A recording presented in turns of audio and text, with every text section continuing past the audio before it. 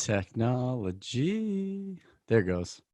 Welcome back to the Dropping in Surf Show. My name is Rob Case. I'm a paddling technique coach located in the San Francisco Bay Area. This episode, we have a guest named Cris Mills. He is the surf strength coach. I've known Cris for almost a decade now, and I've personally benefited from his strength and conditioning programs. Professionally, he is a strength and conditioning coach, Czech practitioner, a corrective exercise and high performance kinesiology practitioner.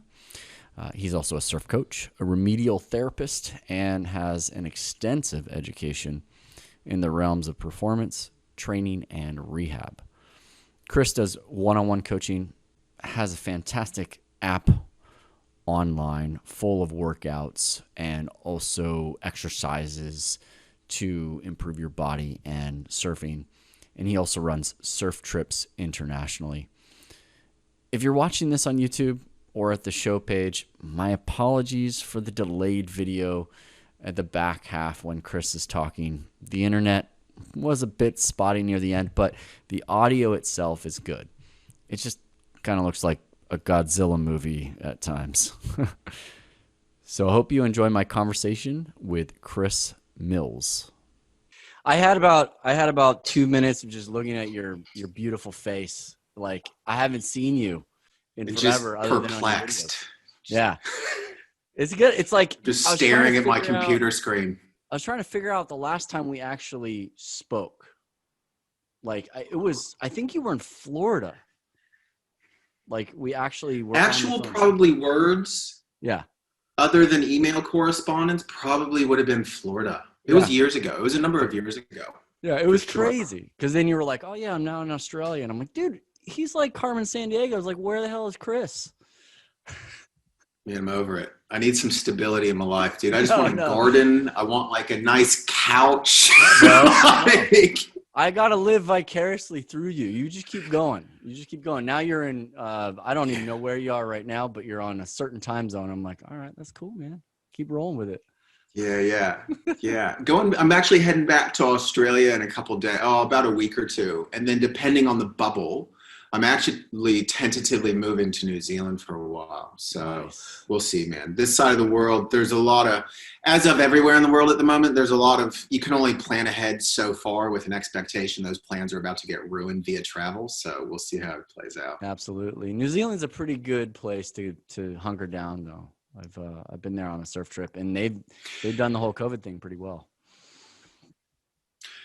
Yeah, I don't want to talk to, the COVID thing's a pretty polarizing topic, but New Zealand, it's been on my list for ages, and work-wise, I'm going to go do some work in a clinic in Auckland for a while. So in terms of work experience and clinical application and a bunch of like hands-on manual therapy and stuff, it'll be good in that regard for sure. That's awesome. And there's waves, there's good surf, so is that so? It works. You've got that whole west side there, and you can zip down to Raglan if you wanted to.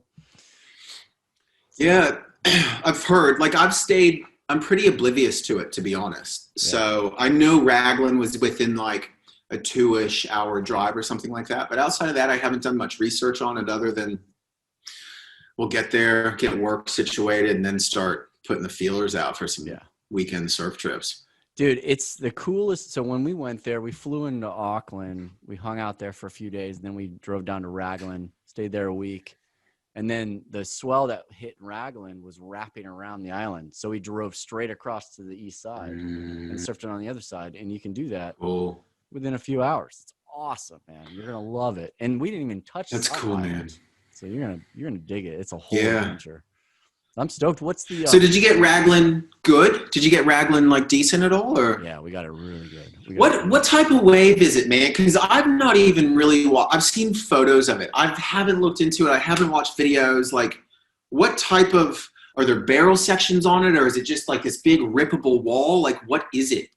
It's mostly a rippable wall. They have barrel sections, but it's not something that's super consequential. And now I'm going to get all this email about like, no, bullshit. It's really good. Like when we got when we got it, it wasn't consequential, but there were a few barrels. But it was awesome. Yeah. It was great. You're gonna love it. Yeah, but It's epic, man. I've Raglan actually and Stent Road, and I'm gonna get more emails about calling out Stent Road, but Stent Road is like the lowers of New Zealand. Yeah. It's like it has that kind of same kind of slow pace, and you can rip it apart. And then there's just endless places to surf there that nobody surfs on. So it's gonna be fun. Yeah. You're gonna love it, man. I just need to get some proper wetsuits. Like it wasn't until I lived in WA that was the first time I ever even wore a 4.3. And so, man, from what I hear, like, I'm going to have to get myself a 5.4. I'm soft. I'm so soft with cold water, man. I can't hoodies. I'm going to have to do booties, the full gamut, man, like taking a boiled water bag just to like put it down my wetsuit or something. But, so yeah, you'd kind of, Clayton, I hit Clayton up the other day and I was like, hey man, because there's this mid-length craze now, right? And so I've actually dabbled on mid-lengths over the last year or so, but I've been surfing a lot of twin fins. And I was like, I know Clayton recently had shaped himself kind of a mid-length-ish twin fin. I was like, hey man, so I need something that can surf Raglan, other point breaks, maybe El Salvador point breaks kind of thing. Sorted out for me, dude. So I'll have that good to go in a few weeks prior to heading over there. So That's looking forward to that. Yeah, I'm on that same kind of kick. I talked to a local shaper here, got a mid-length, and I took the middle fin out, and I've just been riding it twin fin. And he's going to kill me that I'm doing that. Like because I was like, oh yeah, can I ride this twin fin? And he's like, no, you really shouldn't. And I was like, okay. And then I did it and I was like, this thing's awesome as a twin fin. Like I was losing my head. It was wild. And then I took the center fin out of my shortboard as well and started riding it. And this was all inspired by some of what Clayton has talked about. So we're all kind of influenced by the same stuff. Oh, for sure, man. And I think, the more you surf and like dial in your own boards, and then it allows for kind of smarter exploration in a sense, instead of just like, oh, it's the rage, boom, I'm grabbing it. It's like, well, this is what I've surfed and I know this would kind of work, and then start, you got to like mix things up just to keep it fun. But that's kind of, I think, the nature of it. Like you dial stuff in, get it figured out. You've got your performance boards for when you want to surf like that, or the waves dictating that. And then you've got, your other boards for how you want to surf or how the wave is asking to be surfed. It's like a set of, a lot of people I think that aren't surfers, they're like, how many surfboards do you need? And I just always relate, it's like golf clubs, like you need a set. Yeah. Well, that kind of reminds me of how, like, one of the things that I've loved about your programs over the years, because we followed each other for probably over a decade now. And I love all of your videos. I love all the shoulder stuff you do, mobility and strength. And I told you about the mobility stuff. Like I felt like Gumby after doing your program. It was awesome.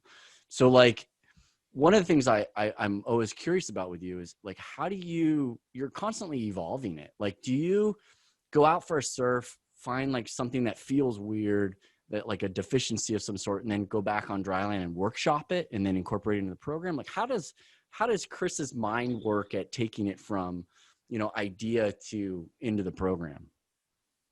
Yeah, a lot of it is self-imposed exploration and injury and personal deficiencies, and then thinking about it. And because nowadays, like I spend a lot of time on a computer, man. You doing podcasts, that's a heap of editing. Like I know your background, you were an engineer previously, right? Like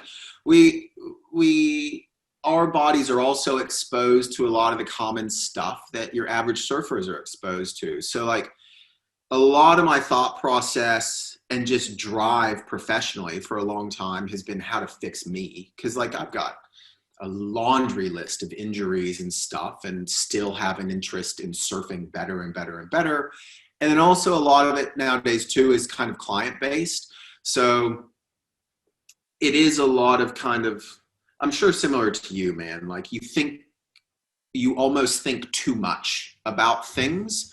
And so it's trying to then distill that, into something that's actionable. Because at the end of the day, like somebody following me, they just want to open up their phone or their workout and be told what to do for 20 minutes. You know what I mean? So it's like how to take this world of information and rehab and courses I've taken and just trying to like distill it down into something that's actionable. So a lot of it too is trial and error. So like, for example, I rant, dude. Sorry, I just get on tangents. But a couple years ago, had a car accident. And so a whiplash, a nasty thing, but it came good. Like that original whiplash has kind of stayed with me over the years, as most people can attest, like injuries, accumulation of them. And so I then whiplashed it again really badly at HTs maybe 5 or 6 years ago. And then again, like deal with it, get kind of nerve symptoms and stuff. And then more recently had a bout of a lot of really heavy surfing and a lot of pretty solid surf. And at about like the 6 or 7 day mark, like consistently, like 5 to 8 foot surf and getting tired. I just took a couple too many like spills and flared it up again. So then even that, I then link up with my physio friend. I'm like, look, this is it. What are we doing? We restructure some training. And so me going through now, again, shoulder, cervical rehab stuff, all that, me literally going through it will eventually downstream into programs. Yeah. You know? No, that's awesome. It's like you're streamlining, you know, somebody else having to go through that thing in distilling it down. And I think one of the great things about what strength and conditioning does is it's to prevent those types of things from happening again or at all, which is phenomenal, dude. Yeah. Yeah. I mean, that's it, right? Like what we ask ourselves to do from a movement perspective, it gets to, I'm 38. I assume you're in that age demographic. Like what we're asking our bodies to do surf wise will take a vested effort to keep ourselves capable. And that's it. You know, that's what you gotta do. I don't think a surfer has any excuse not to succeed when they take one of your programs, other than if they just don't do it. You know what I mean? Like what's like the biggest excuse you get from surfers for not just your program, but just any kind of strength program? Like what's the biggest like hurdle that people need to go through? Just time. Time's it, man. Like that's the thing I hear the most is just time. And you know, so you try to accommodate that, but people also need to have the understanding, like how bad is the issue, right? Are you so deconditioned and overweight and have this laundry list of orthopedic injuries that you haven't dealt with for 15 years? Well, 20 minutes a day for 3 weeks ain't going to sort it, you know? And so there does need to be this realistic approach of timeframes and efforts involved. But the biggest thing is like people complain they don't have time, which I understand. Like I'm not married. I don't have kids. You know, I lack a lot of general responsibilities that a lot of people do have. So, and again, that comes down to it. Like if somebody's got 30 minutes or 40 minutes, I just want to be able to, same with you and your programs, like you want to make sure they're working on the most efficient things possible to have the biggest positive effect or influence.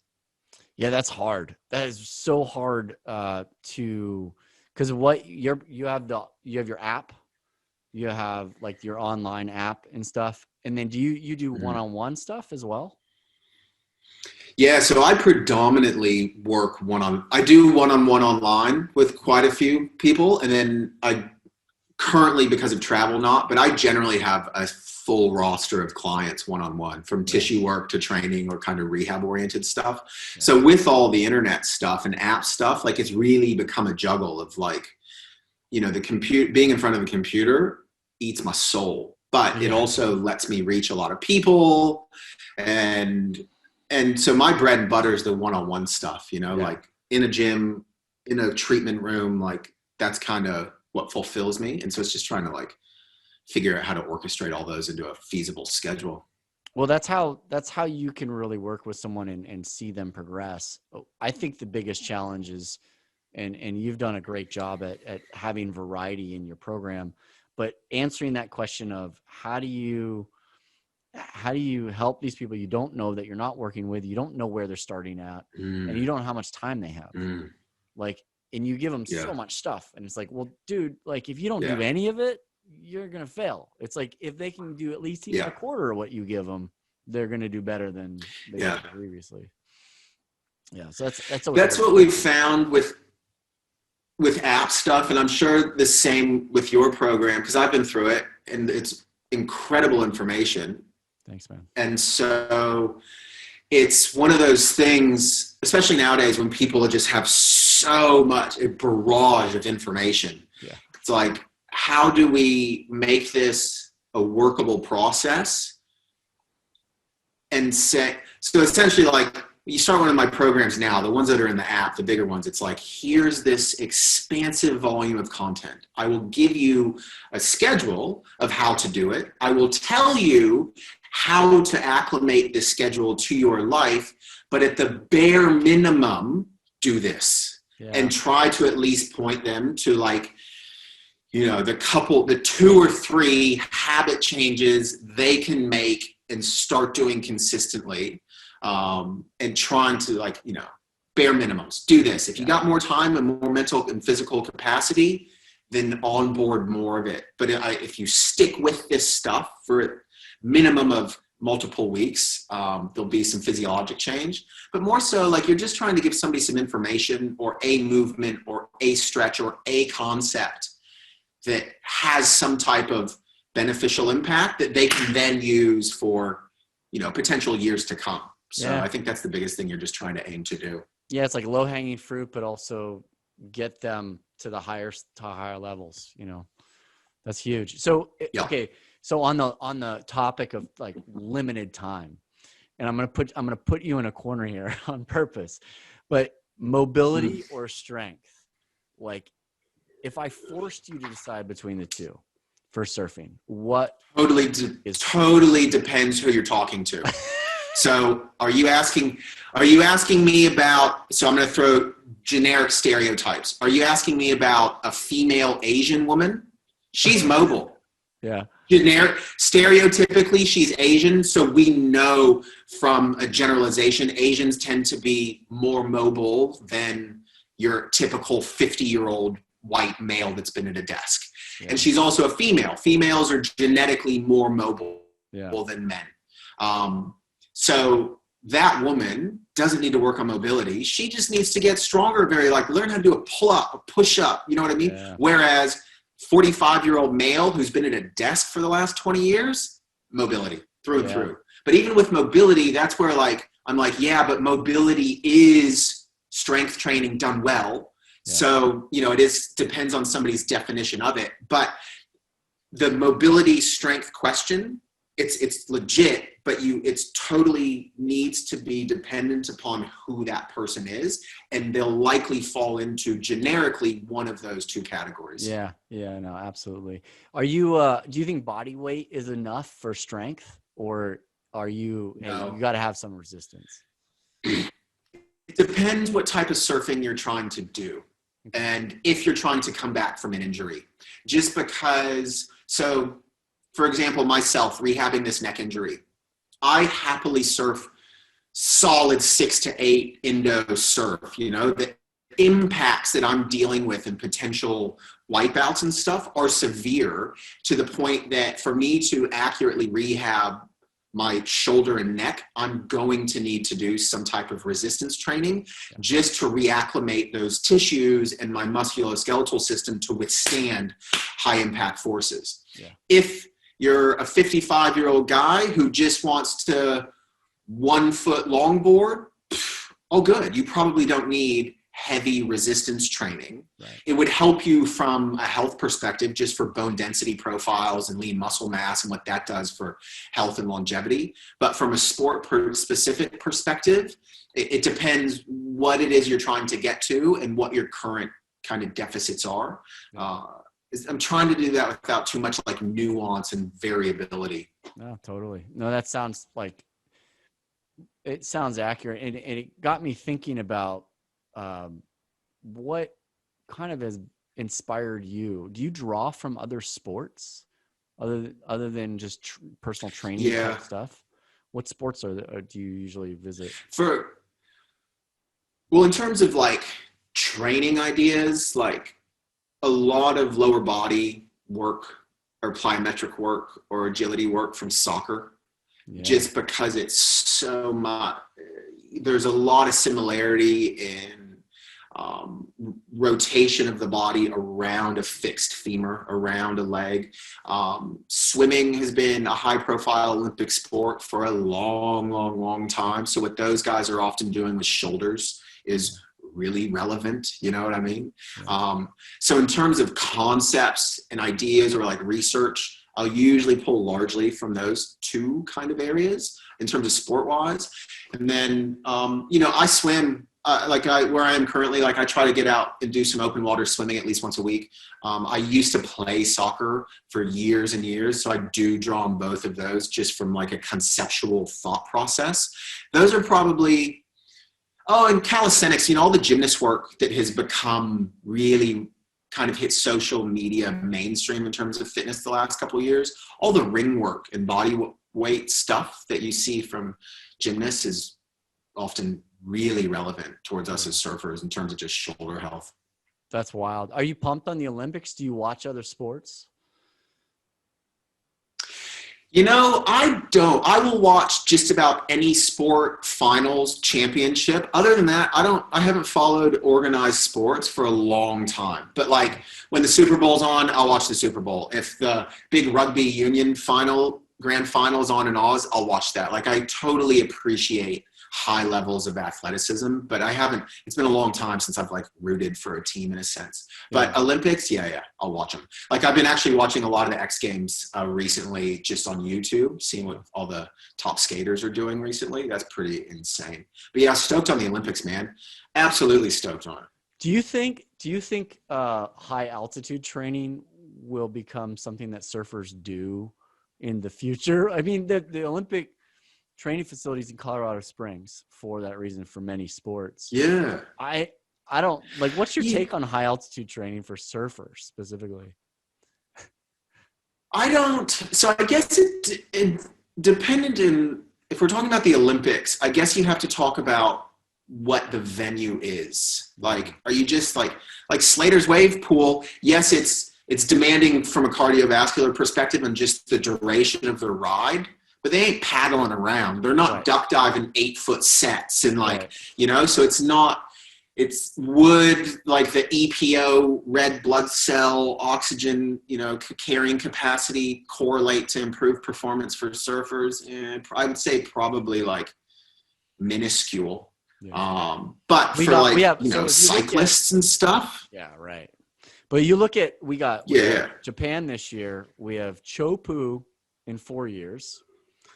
That has a channel. So again, probably not super demanding, and then probably lowers for the next Olympics after that. Again, not something that is going to be high demand. It's not like Hasagor, with no jet ski assist. Yeah. I think, I've had this conversation before, like we're seeing, look at like what Medina and Toledo can do at the wave pool, right? Like I find those two guys, a lot of people are like, oh, the wave pool stuff, it's boring. I think it's incredible to see highly technical surfing. Yeah. But, when you start, if we're looking at that type of high level technical precision surfing and then Olympic level stuff, like look at what both Andino and John are dealing with in terms of injuries at the moment. That stuff is going to become so much more prevalent in terms of their injury profiles, because the bigger they're trying to boost, the bigger surf they're doing it in. And so again, going back to like, what is rugby and soccer? What have those organizations learned in terms of training and rehab for ankle injury prevention, for ACL injury prevention, for all of those things? And so that's what I think will be kind of interesting when we start seeing more Olympic level surfing, is like how much further can it go before fear of injury really puts a cap on what these pro level guys are willing to do in competition? Yeah.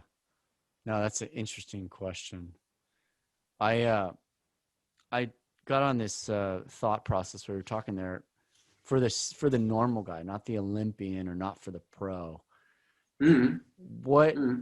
like are you, in terms of your programs, do you like a level of effort as your metric, number of reps as your metric, or like max weight as your metric, or do all three of those achieve different things? I've always been curious about All this. three. Yeah. All three will achieve totally different things. And so this is actually an email I got a couple days ago. One of the programs has a hip hinge pattern. And so you can either do a body weight hip hinge, you could do a kettlebell deadlift, or you could do a barbell deadlift. So because it's a generalized program, which is the hardest thing to write a generalized bell curve average program for the masses is really difficult because you're trying to do it logically and onboard such a wide spectrum of people and capacities and variabilities. You have to try to make it accessible to them. So this hip hinge pattern, he's like, so you say 8 reps, what's that mean? So I send him a voice message. I'm like, look, you might not know how to do a hip hinge and you've never done one before. So that individual just needs to do 8 to 10 reps of a body weight hip hinge just to start learning the physical concept of it, and how to move their body physiologically into that position. Maybe the person I'm talking to is super familiar with deadlifts and they can pile on, do a legitimate 8 rep max effort deadlift, which physiologically is a very different muscular and nervous system stimulus than somebody just doing 8 reps body weight. And so in the programs, there are max efforts, there's rep ranges given, there are times given, and each one of those does have some different physiologic stimulus. So like, I know in your program, you have patterning drills. You wouldn't load a patterning drill necessarily until somebody has the pattern. That's right. And then if you start loading that pattern, if I tell somebody to load it 8 reps heavy, okay, that's a very different physiologic stimulus than get on these paddle bands and go nonstop for 5 minutes, right? Yeah. Very different in terms of energy expenditures, energy requirements, how the mitochondria are having to deal with that energy demand. And so, yeah, in the program, it's kind of dependent on what's the movement, what are we trying to accomplish, and then giving somebody kind of some entrance points on what to achieve. And then what I always say, like via programs, is always err on the side of caution. Like if you hurt yourself doing your sport, okay, you don't want to hurt yourself training. And so err on the side of caution, learn the movement, dial it in, and only then start adding volume and intensity and trying to hit the reps or times that are given. Right. Yeah. Speaking of kind of crossing into paddling, what, like, do you often hear, I need a different surfboard for more paddle power? All the time, man. I need a Hypto Crypto, man. I need a Hypto Crypto for more. Nothing against Hypto Cryptos. They're great boards. They're super fun. But everybody's like, yeah, I need a different board. I need more volume under my chest. Yeah. And then you watch them paddle and it's just like scarecrow flailing. Like there's no back endurance. There's no postural endurance. You're like, nah, you don't need more volume. You just need some basic fitness and paddle awareness. Yeah. That's one of my pet peeves. And like, it's hard for me to not go off and be like, dude, you don't need more like foam. Like just, get your technique down, get some general fitness. Yeah. And you can still ride that low volume board that you've always wanted to ride if you're capable of that. Cause I've had, it depends on the level, right? You might have someone that's beginner, intermediate, and we're going to put some foam under them no matter what, just from a riding point of view. But I've had some surfers that come from the skateboarding background or snowboarding background or some sort of board sport where once they're on their feet, they're golden. They know how to move their body. They know how to move that board, but they can't go from prone to that point very easily. And so they want something once they're at that point to, they want a board that is thinned out, that's foiled out, that they can move, and that feels more like what they're used to. Yeah. And so, and those are the ones that I think I'm drawn to saying, listen, just do these fitness things, do these technique things, and you're good, because we just need to get you to your feet. Good. You know what I mean? That, and then just just wave placement, right? Like I'm sure you see it all the time, is that people's astounding, I don't want to come off as sounding like a dick about it, but an astounding inability to read waves, right? Yeah. If you can just, man, I get riled up about it, right? So like how many of the lower intermediate spectrum, right? So I strongly feel you can help teach reading waves, but in order to build the mental models, the visual understanding, it takes time. Yeah. Actively observing waves in the ocean, right? And you can fast track it by giving somebody tips on what to look for in this and that, but it takes time to build those mental models. And so there's this intermediate spectrum that never invested time or didn't have the time. Maybe they've only been surfing for 2 years, right? And so they haven't built this ability to read waves. So they're never adjusting position. They're never moving towards the power zones or towards the takeoff spot. And so they're just trying to catch waves on flat, dead spot shoulders. So they're flailing frantically, kicking frantically, paying no attention to anything. And then they just want more volume in their surfboard. Yeah. And so like, you know, that's one, I see it a lot, especially when we run trips in Indo, is that there's a lot of inability. I just wish more surfers would take more of an effort of active observation when they're in the water and understand they really, if they can build a better visual representation and model in their head of waves and what is a good wave and how to intuit it, it would really speed up their efforts and then change the type of boards they can ride or paddle easily or catch waves easily. Yeah. Yeah. And it's not the equipment, it's the operator, in other words. That's it, man. That's it. It is. Yeah. And I fall prey to that too, man. I'm like, from a riding point of view, it's just like, man, I don't need that special board. I just need to learn how to turn my body a certain way, you know, and that's it. It's wild. Turn the body. And one of the things, like I've started saying a lot to clients, is you can only surf in a way that the wave allows. And so everybody's always like, oh, you know, how do I practice this turn? Or like, what? Like it only, again, going back to reading waves, what does this wave look like in front of me? What are the curvatures? What do I recognize? Can I now react to that wave in an efficient way? And so again, it's coming back to like, surfing in the way the wave is asking for and using the equipment that will allow you to surf in that way most efficiently. And it comes back to perceiving and recognition of what's in front of me and then reacting, moving the body efficiently to whatever I'm seeing. Yeah.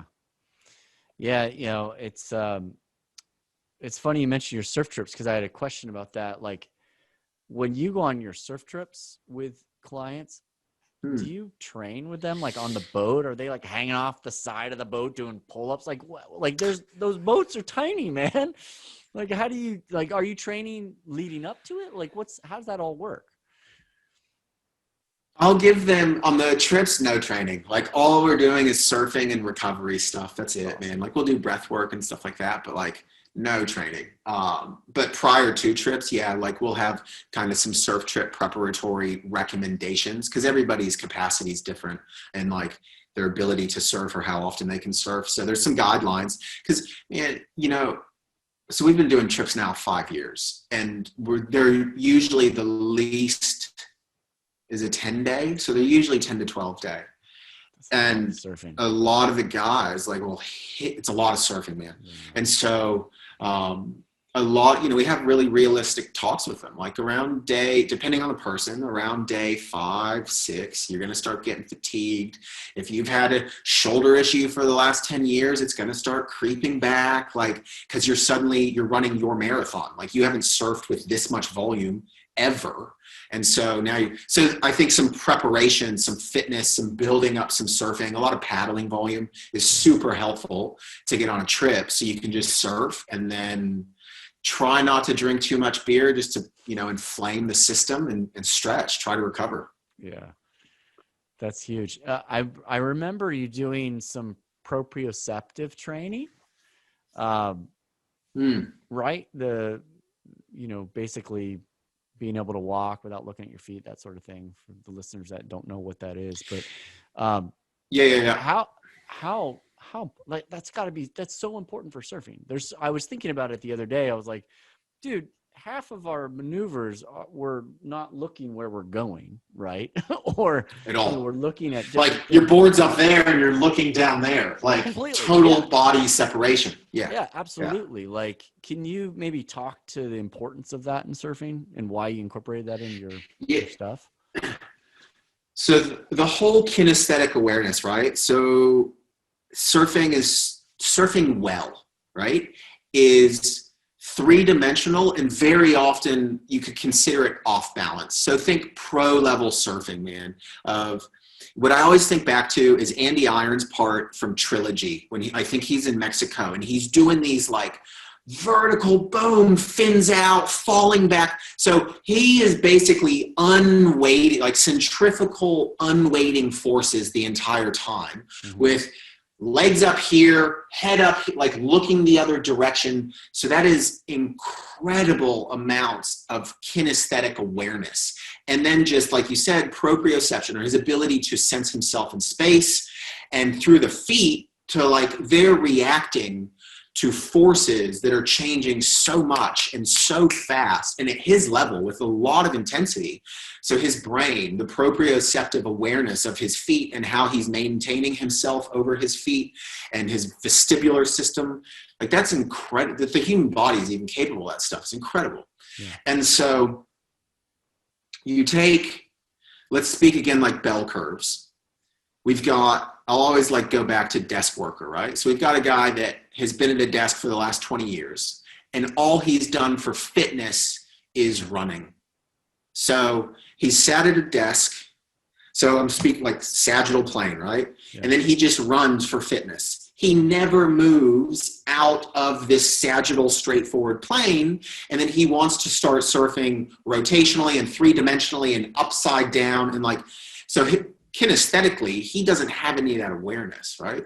So like at the very first, like low level, you got to like get your feet working again. So train barefoot, walk in sand. Like so many people can barely even stand on a skateboard, let alone like they want to surf. Now, mind you, on a moving surfboard, it's fairly stable. But if you start doing tricks and you're landing floaters or whatever else, there's a lot of instability. So an easy one, all surfers should be able to slackline. All humans. If everybody was able to slackline, I've gone on this tangent before. So like, I think above 60 or 70 or whatever, falls are correlated or associated with one of the major leading causes of death. Because if you fall, you break a hip, you go into the hospital, infection from surgery, or there's complications at that age with major surgeries. Yeah. If everybody could slackline, you wouldn't be falling and breaking hips. Right. So average surfer being able to control their foot on top of the slackline, center of mass over an unstable surface, not needing to look, man, that lights up brain centers and the coordination of you being able to control yourself over your foot and how fast your nervous system can essentially relay information from the foot up the spinal cord, back down, etc. Yeah, man, that is a great example. My next question was going to be like, we're on water, and you can't like, how do you train something that's on water but on land? Slackline's a great tool for that. That's amazing. 100%. Yeah, that's phenomenal. And I really strongly feel so in the strength and conditioning world, they're always like unstable. There's this big anti-unstable surface training, which in some regards I totally agree with, right? But in other regards, just being able to, for a surfer, being able to maintain center of mass over an unstable surface and increase the capacity of the nervous system and its firing rate and reaction to that, I think is super beneficial. 100%. So slack lines, I'm all for, if I've got higher level guys and we've gotten there safely and progressively and they've got strength and they've got power, balance on top of Swiss balls, 100%. body weight squats on top of a Swiss ball. That's not going to suddenly catapult your surfing, but what it's doing is challenging your nervous system and your ability to control yourself in space. And then we'll do squats for strength or something else for power and speed development. But there's a big space for, I think, smartly used unstable surface training. And for sure, everybody get a slackline. Your kids will be way better at it than you, but it's a fun way to do some. And then, you know, it's cool. Can you slackline? I've tried it. I need to get something I can tie it to in the backyard. I have no trees. Yeah. Yeah, that would get, but it's a cool thing. I remember when I first started doing it, and it's a cool thing. Like if you think back to when you're a kid and the first time you actually hit the glide on a bicycle with no training wheels, and it goes, I got it. That's what this is supposed to feel like, even if it only lasted like 3 seconds, and then you eat it. Same thing on a slack line. It's wild if you think of it from like a neurologic perspective, that when you're starting to get it, you'll feel your brain suddenly go, I got it. Even if it's like 3 or 4 seconds, and then you lose it, and then you're like, you can literally like see and feel your brain and nervous system being like, I'm learning it. This is it. And so I think as an adult, we don't have a lot of opportunities like that anymore to learn stuff like that, especially physically. Yeah. So I think it's epic, man. I challenge everybody, start doing some slacklining. Well, and I love the idea of the foot being the connector, because that's what it is for surfing. And just recently I'm in this kick of ripping off the tail pads on all my boards.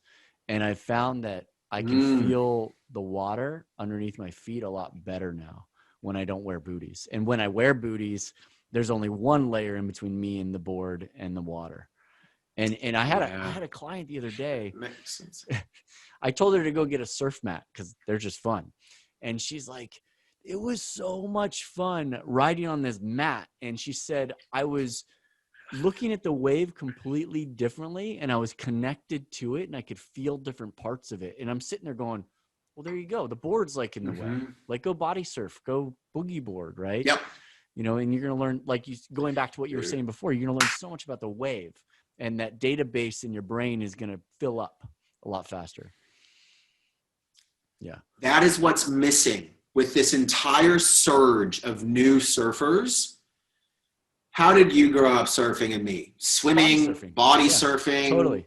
Bodyboarding, on a boogie board. We have all this interactive experience of learning how to feel the energy, where to put ourselves in the energy, what it feels like. Yeah. So like somebody wrote me the other day, like, how do I know when to pop up? I'm like, okay, totally fine question. I'm not being disgruntled at the question, but what that shows is that there is such a lack of being able to feel the wave, to actually feel the energy, right? So I'm like, you pop up when you feel the glide. And he's like, what's that? I'm like, oh, okay. You need to go body surf. You need to go boogie board. You need to just figure out what it feels like to interact with this energy. So I think that is, again, going back to like ocean awareness, being able to read, but just the simplicity of being able to feel. Yeah. I think that's another kind of necessary stepping stone. And a lot of these, you know, come to surfing as an adult thing. They're kind of missing out on that. Yeah. How funny would it be if we had the right to just all of a sudden we see someone in the lineup and all of a sudden we're like, yeah, give me your board. You know, that's it. You're done. Yep. You just get the body surf the rest of the time. Give me that. Here's a pink boogie board. Nothing against boogie boarding. It's absolutely incredible. But just like the image of like this grown man getting his surfboard yanked away and having to surf on a pink boogie board. It would catapult their surfing. When everybody's like, oh, we would be doing them a favor. They would. Yeah. 100%. 100%. We scored Greenbush about a year ago or 2 years ago when the world could still travel. And there were guys that if they would have just sucked it up and gotten on a boogie board, they would have gotten pitted more than they could even conceptualize, but they would have learned how to actually get barreled. Yeah. Because it's forcing them to interact with energy in a different position in a different way. Yeah. Yeah. My kids are like, Daddy, I want to go surfing. I'm like, we're going boogie boarding. Like you're not skipping steps, kid. Yeah. Yeah. There's no way. Yeah. It's wild, but it's humbling. Someone needs to be humble and they need to not feel like surfing is something that they're doing to be cool. They need to really, if they understand that those little steps backwards are going to send them 10 steps forward, then they're going to surf for the rest of their life, no matter how late they start, So that's cool, man. There's such a weird ego trip around surfing, man. Such a weird ego trip, like need to fit in, need to look cool, don't fall, don't be a kook, don't get embarrassed. That shit needs to go. Like it just needs to go back to like, because kids don't care. They're just having fun. They're falling. They're like, that's what it needs to go back to. Yeah, it would people need to learn help. How to play. I struggle with that. Yeah, exactly. Yeah. Absolutely right. Yeah, and I'm the same way. I'll revert back, but then I'll snap myself. It's like a reminder, like, dude, nobody's watching you to learn from me. Like they're not watching my surfing. Yeah. Wow, that guy's amazing. They're concerned about their own surfing. Like, yeah, so funny, man. That's it, man. Ego's on trial. It's funny because like over the last couple of years, I get recognized in the surf, more fairly frequently nowadays, which embarrasses the shit out of me. Like I've never wanted to be like an influencer, but it's weird, this like self-pressure now that I put on myself of like, you're a surf strength coach. You need to surf at a certain level. Like, and so it's always made me think of like, man, competitive surfing, I would just melt down. Like I wouldn't be able to handle the pressures of like competitive surfing, let alone my own self pressures of like some dude might recognize me from some stretch video. So therefore I have to think that I need to surf a certain, it's funny. It's hilarious, man. It's hilarious what our egos will do to ourselves. Oh man, I've had that too. But the wonderful thing about what I do is I paddle. And it's like, hey, I paddle well, I don't surf well, so it's all good, guys. Like, I stay in my lane. But I told Clayton, I tell all these guys, and even you as well, you guys have much harder jobs than I do because one, the waves change all the time, and so what you need to teach people, how they move, where they need to strengthen in their body, it's different, and it's case by case, as you mentioned earlier. What Clayton does and what other surf coaches do, they're like, oh yeah, we want you to work on this movement, but guess what? You only get it once every 100 tries. Like you only get one attempt out of every 100, and whereas I just stick them in the pool and make them do reps over and over again. Yeah. So I applaud what you do, man. And I'm stoked that I'm stoked you just keep evolving it and that you're still around. And I want thank you, man. This is my goal one day. My goal one day is for us to like team up and just take a group of people and like just work with them for like a week and just see how far. Maybe next year, dude. Yeah. Maybe even next year. I'm tentatively looking. We've got potential Central America trips, but then if that happens for us, I want to like do some Mexico, maybe Panama. I'll probably come to El Salvador. I'll come to Southern California. Yeah, let's aim to do it like next year, depending on. Dude, don't be travel. Like Clayton. I'm going to give Clayton shit right now because he came through the West Coast of the States and he didn't stop by, and I'm hurt by that. I'm personally hurt by that. So if you're ever in this area, you let me know. I adore Clayton. He and I have worked together for a long time. I don't know how his wife is able to keep him orchestrated and scheduled. Like it can be a difficult. I'm like, yo, Clayton, you need to be in Jakarta and then Padang on this date and this time. And then he'll message me 3 days prior to the date. And he's like, where are you guys? I'm like, man, we're not supposed to be in Padang for like another 72 hours, dude. And he's like, oh, I'm here. It happens. It totally happens. And when a tangential thought, when you were talking about surf coaches and trying with surf coaching, what I had found, right? Because I came only over to surf coaching from being a trainer, coach. Like there wasn't ever necessarily an intent to actually start coaching technique stuff, but it's evolved over the last couple of years. What I really took from Clay and Twiggy and the various other surf coaches I've worked with is that you have to personally, as a coach, be okay with and let the person know to not have huge expectations over one night or one session or one surf. Surf coaching is, if you're with a higher level person, one quick thing can make a huge change because they've got such a higher level of skill and wave recognition. They can think about subtlety and nuances of surfing when they're in the midst of surfing. Yeah. Because you get a lot of lesser capable surfers, you're just trying to instill the basics. And maybe in their hour surf, they get 2 tries for a total of 8 seconds to make it stick. So me as a coach, I've always like, you know, in the gym or pain, like you want to have people feel or see these big dramatic changes at times. In surf coaching, it usually can't happen like that. And so it is being okay with more of a gradual process and trying to influence their understanding and their awareness of things and let them know, like, this is going to take time. And like, not only that, you're trying to change a technique, but you're trying to do it in an environment that is stressing you out. Yeah. And so suddenly you're on like a wave that's maybe too big or there's too many people and you're trying to think about hand placement, this and that. And it becomes it's a difficult thing to potentially have, you know, big changes really quickly. Yeah. But that's also the draw for, I think, for all of us, is the challenge of surfing, is that we can spend our whole lifetime, which we have, and we're making these small incremental gains towards our goal. No, that's awesome, man. Hey, dude, thank you. I want to be respectful of your time. I'm so stoked we got to do this finally. Yeah, it was good, man. We have to make this happen. Properly link up. Yeah, sooner than later, and properly link up in person. So in the next year, that's my goal, Cris, for sure. Cool. No, I appreciate it, man. Absolutely stoked. Always happy to rant, dude. Like you said, man, at the start of it, like I first started watching some of your YouTube videos, like it was probably 8, 9 plus years ago, something like same that. For like me. the first ones, man. Yeah, it was right around then.